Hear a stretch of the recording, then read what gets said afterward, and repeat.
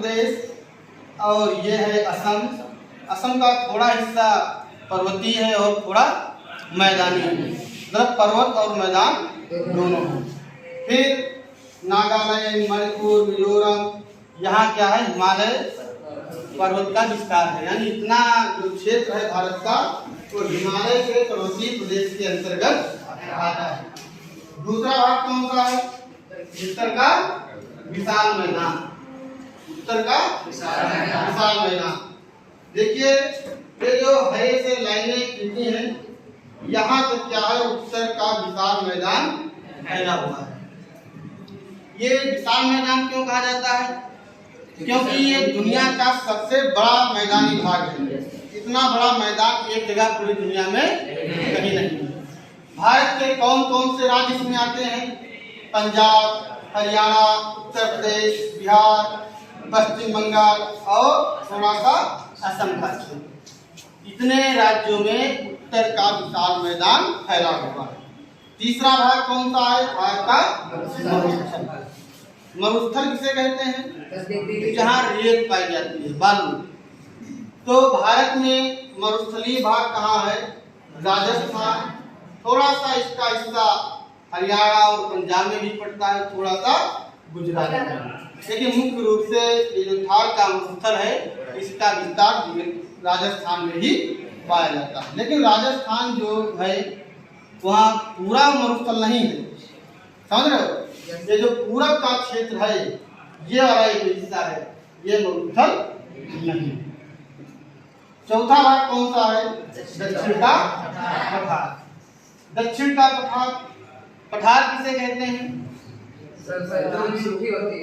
हाँ, स्थल का वह हिस्सा जो मैदानी भाग से ऊपर हो और पर्वतीय भाग से नीचा हो, ना बहुत ऊंचा ना बहुत नीचा, उसको क्या कहते हैं? पठार। पठार की एक खास बात होती है, क्या? खनिज सबसे ज्यादा पठारी क्षेत्र में ही पाए जाते हैं। तो भारत में ये जो दक्षिण का हिस्सा है, यहाँ मध्य से लेकर के ये जो पूरा दक्षिण तक का हिस्सा है, ये क्या है? पठारी है।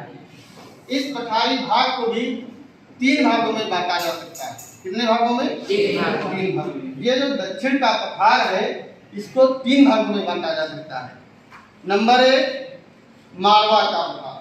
मालवा का पठार, ये जो इतना हिस्सा दिख रहा है, ये क्या है? मालवा का पठार। ये छोटा सा हिस्सा दिख रहा है, ये क्या है? छोटा नागपुर का पठार। और फिर ये जो नीचे का पूरा प्लेन ये दिख रहा है, ये भी पठार है।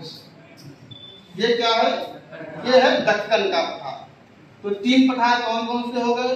मालवा का पठार, छोटा नागपुर का पठार और ये दक्कन का पठार। ठीक, इसका एक नाम और, इन तीनों को मिला करके इसका एक नाम, इस पठारी भाग का एक और बनता है, क्या? प्रायद्वीपीय पठार। क्या कहते हैं? प्रायद्वीपीय पठार। प्रायद्वीपीय पठार क्यों कहते हैं? प्रायद्वीप का मतलब होता है स्थल का वह हिस्सा जो तीन ओर जल से घिरा हो। तो देखिए इधर भी जल है, अरब सागर है, इधर भी जल है, क्या है? बंगाल की खाड़ी, इधर भी जल है, क्या है? यहाँ हिंद महासागर। यानी इस पठारी हिस्से के तीनों ओर क्या है?